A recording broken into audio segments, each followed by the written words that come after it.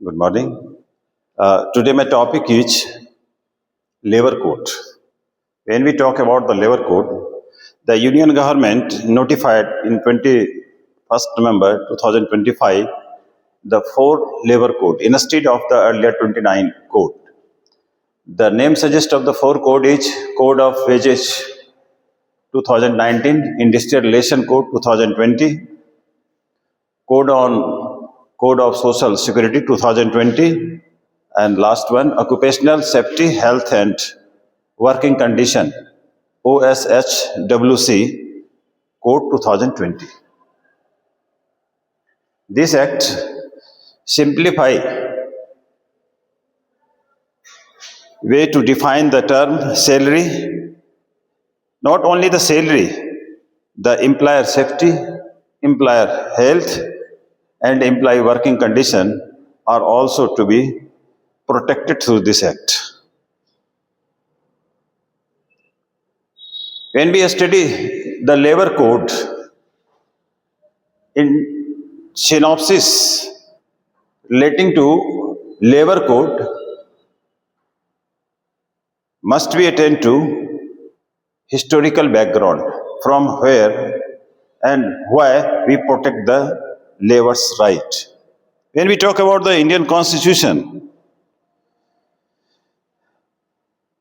this is a matter of concurrent list, and this matter is protected through 7th schedule. When we talk about the concurrent list, it means the some law relating to the labors must be formulated by the central government as well as the state government. लेकिन एक बात और भी इसके भीतर समझनी होगी, क्या ये लेबर का जो रिफॉर्म्स है,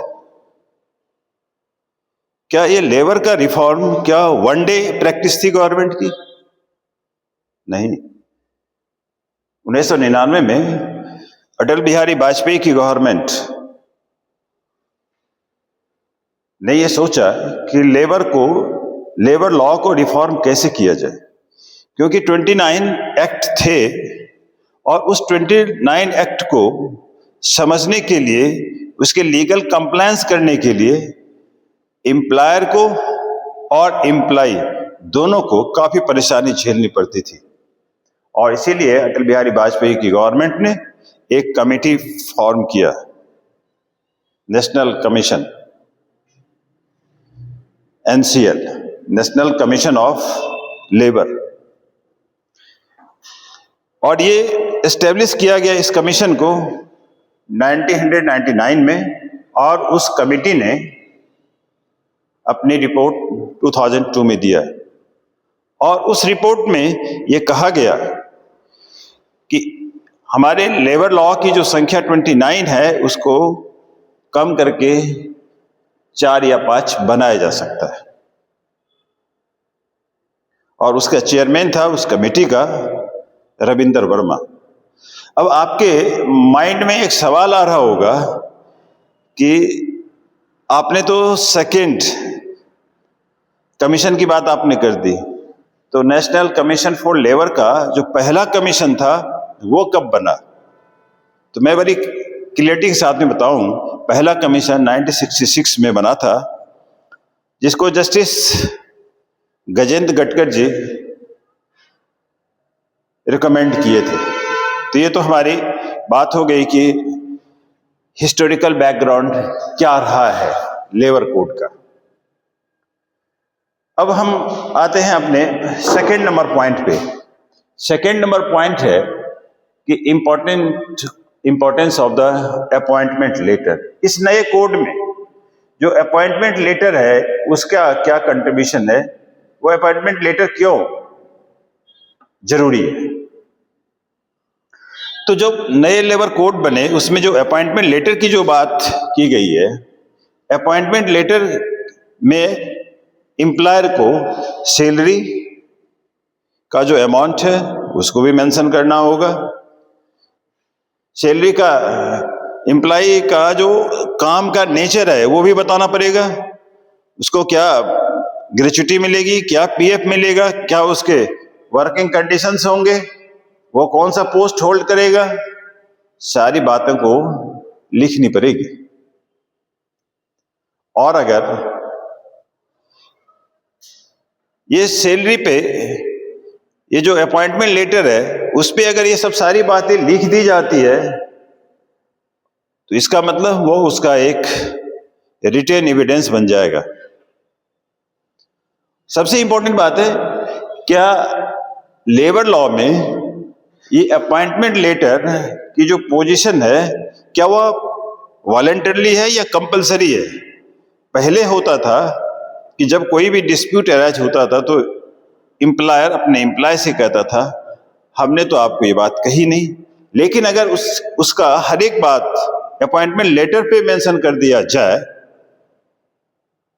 कि उसको बेसिक सैलरी क्या मिलनी है, उसके वर्क प्रोफाइल क्या है, उसको लीव कितनी मिलनी है, उसको ग्रेच्युटी कब मिलनी है, सैलरी जो है किस डेट में मिलनी है, ये सब सारी बातें अगर लिख दिया जाए तो उसको अपने राइट का पता रहेगा। और इसलिए जो रिफॉर्म्स किया गया है, ये बताया गया है कि एम्प्लॉयर को अपने एम्प्लॉय के साथ जब उसकी कॉन्ट्रैक्ट होगी तो अपॉइंटमेंट लेटर देना मैंडेटरी है। अगर वो नहीं देता है तो उस पर कानूनी कार्रवाई करने की संभावना होती है, वो कानूनी कार्रवाई करके अपने राइट को ले सकता है। दूसरा जो हमारा इंपॉर्टेंट पॉइंट है, minimum wages and on time payment. इस नए लेबर कोड में यह एक तरह का नेशनल सिक्योरिटी है, राष्ट्रीय सुरक्षा है और उसका ये कवच है। सॉरी, भारत सरकार ने तय किया कि एक मिनिमम वेज हर एक वर्कर को मिलना चाहिए। अब वो वेज कितना होना चाहिए उसके बारे में कहता है कि वेज इतना कम ना हो कि उसकी जो अपनी जीविका है, लाइफ स्टाइल है, उसको चलाने में परेशानी हो। मतलब मिनिमम वेज सभी लेबर के साथ में सभी लेबर को समय पे भी मिले और सफिशिएंट मिले ताकि वो अपने लाइवलीहुड को चला सके। दूसरी जो इंपॉर्टेंट बात है कि वो सैलरी का पेमेंट करना अनिवार्य होगा। हर एक महीने के 7वें तारीख अगर उसकी सैलरी, उसने 30 डेज काम किया, उसके सैलरी ड्यू होगी तो हर एक मंथ के 7th डे में ये मैंडेटरी है कि एम्प्लॉयर उसका पेमेंट करे। और अगर ऐसा नहीं करता एम्प्लॉयर तो एम्प्लॉयर के अगेंस्ट कानूनी कार्रवाई किया जा सकता है। मतलब एम्प्लॉयर के हैंड में एक तरह से रेमेडी है। दूसरी जो और इंपॉर्टेंट बात कही गई कि जो सैलरी है वो कभी भी नए लेबर लॉ लाने के बाद कैश में पेमेंट नहीं होगा। वह जब भी पेमेंट किया जाएगा वह चाहे तो ऑनलाइन या एनएफटी या अकाउंट पे चेक के थ्रू किया जाएगा। तो जो मिनिमम वेजेज हैं और ऑन टाइम पेमेंट को सुनिश्चित करता है हमारा लेबर कोड। अब नेक्स्ट जो हमारा पॉइंट है, रिफॉर्म्स इन ग्रेच्युटी। ग्रेच्युटी में रिफॉर्म्स लाए गए। ग्रेच्युटी एक्ट 1965 से में ये बात कही गई कि पुराने लॉ में ग्रेच्युटी की राइट जनरेट होती थी कंटिन्यूअस 5 साल 5 इयर्स का सर्विस करने के बाद। लेकिन नए लेबर कोड में यह कहा गया कि ग्रेच्युटी का राइट जो है 1 ईयर जो है कंटिन्यूअस सर्विस अगर कोई भी एम्प्लॉय कर लेता है तो उसको राइट बन जाता है। और इतना ही नहीं, अगर कोई परमानेंट एम्प्लॉय है उसको भी ग्रेच्युटी मिलेगा, और अगर कोई फिक्स टर्म एम्प्लॉय नहीं है, कॉन्ट्रेक्चुअल एम्प्लॉय है, उसको भी ग्रेच्युटी का अमाउंट मिलेगा। अब ये क्वेश्चन आता है, मन में ये सवाल आता है कि जो फिक्स टर्म एम्प्लॉय नहीं है, उसको ग्रेच्युटी कैसे मिलेगा? तो जब वह एक लोकेशन से जॉब को दूसरे लोकेशन पे शिफ्ट किया जाएगा तो उसको जो है एक स्पेसिफिक अकाउंट्स दिया जाएगा, नंबर दिया जाएगा। वो अपने दूसरे लोकेशन पे जब भी जॉब वो स्टार्ट करेगा तो उस चीजों को, अपने अकाउंट्स को वहां अपने नए एम्प्लॉयर के साथ में जो है शेयर करेगा। इसका मतलब उसकी जो ग्रेच्युटी का जो राइट है वो टर्मिनेट कहीं नहीं होता। चाहे तो उसकी जॉब टर्मिनेट होगी लेकिन ग्रेच्युटी का जो है अमाउंट उसका चलता रहेगा। इसमें और भी जो एक मजेदार जो बातें कही गई है, गिग एम्प्लॉय की बात की गई है। अब जैसे गिग एम्प्लॉय, इस नए कोड में एक नए तरह के एम्प्लॉय की बात की गई है।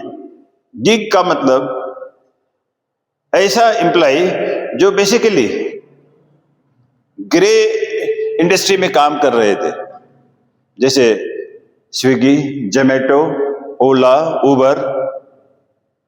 आज से पहले, इस नए कोड के आने से पहले उस तरह के एम्प्लॉय को रिकॉग्नाइज भी नहीं किया जाता था कि ये एम्प्लॉय भी है।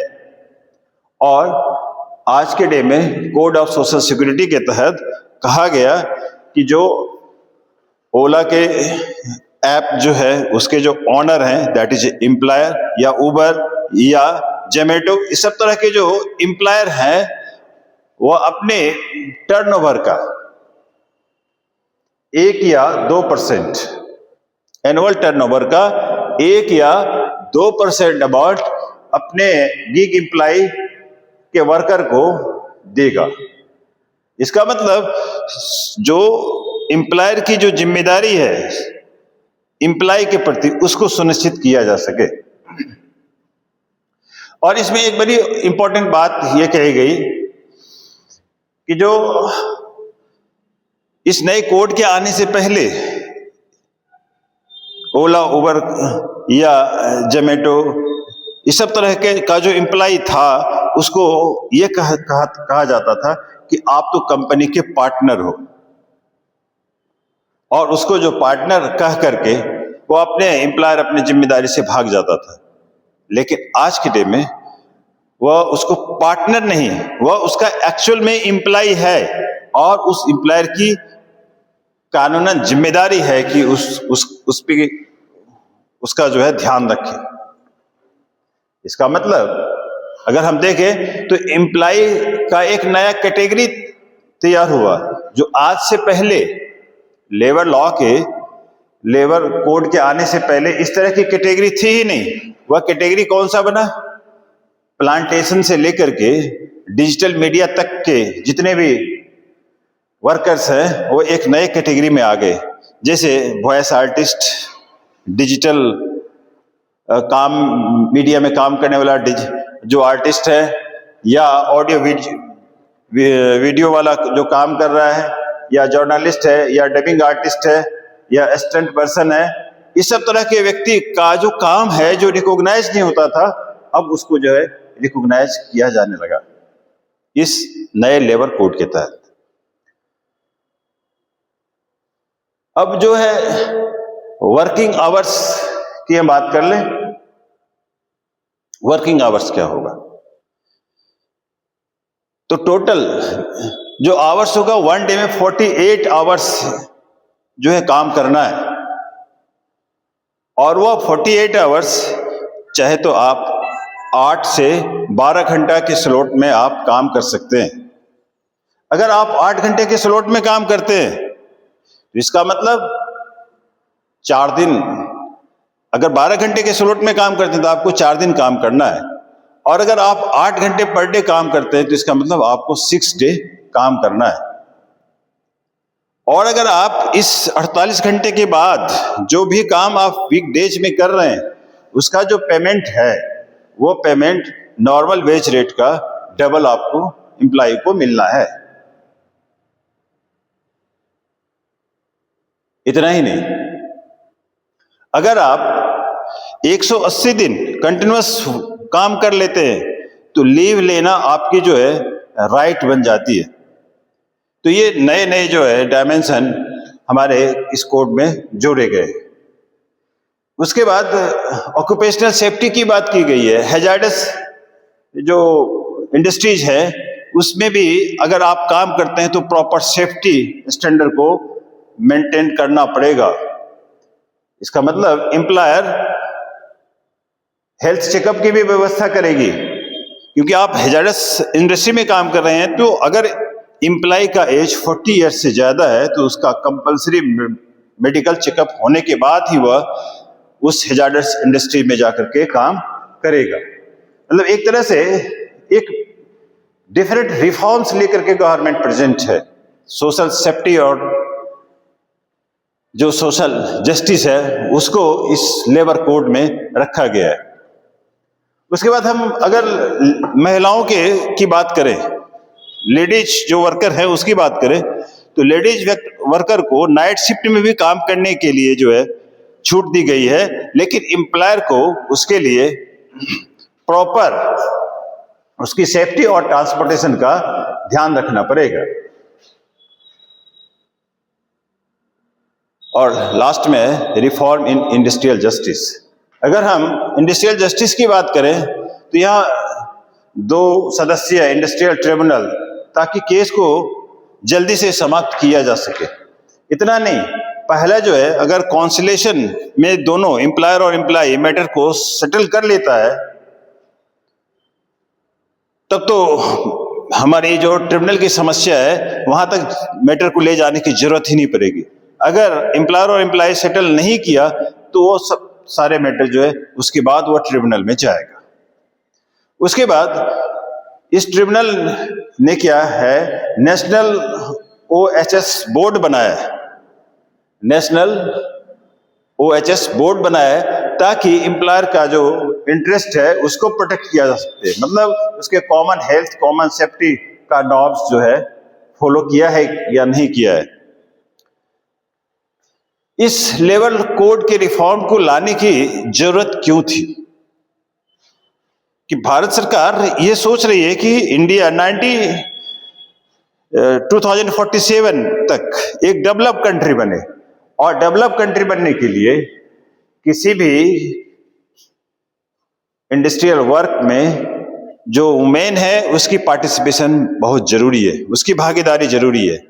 तो जब महिलाएं पुरुष के साथ में मिल करके, कंधे से कंधे मिला करके काम करेगा तो हमारी जो गवर्नमेंट है जो ये कह रही है कि हमारा कंट्री डेवलप्ड हो जाएगा 2047 तक, तो शायद मुझे लगता है कि उसकी गवर्नमेंट की का जो ऑब्जेक्टिव्स है वो फुलफिल हो सकता है, और इसीलिए लेबर लॉ में रिफॉर्म लाने की जरूरत थी। इतना ही नहीं, जो हमारे समाज में लेबर जो 40% पॉपुलेशन किसी न किसी काम में इंडस्ट्री में एंगेज है उसको मेन स्ट्रीम से जोड़ना भी था ताकि समाज में वह वंचित रहे नहीं। और हमारे कॉन्स्टिट्यूशन ने आर्टिकल 14 में जो इक्वलिटी बिफोर लॉ और इक्वल प्रोटेक्शन ऑफ लॉ की बात किया है।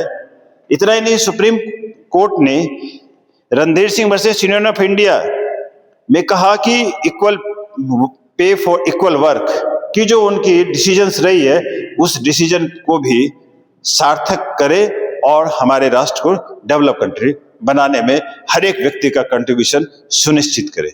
शायद मुझे लगता है कि हमने लेबर रिफॉर्म से रिलेटिंग, लेबर कोड से रिलेटिंग जो मुख्य आयाम है, मेन पॉइंट है, उसको आपके सामने में रखने का प्रयास किया है। आपको ये क्लास अच्छी लगी होगी और एक ब्रीफ आइडिया आपको मिला होगा। अब फिर मिलेंगे नेक्स्ट वीडियो में। आज के लिए धन्यवाद। Thank you.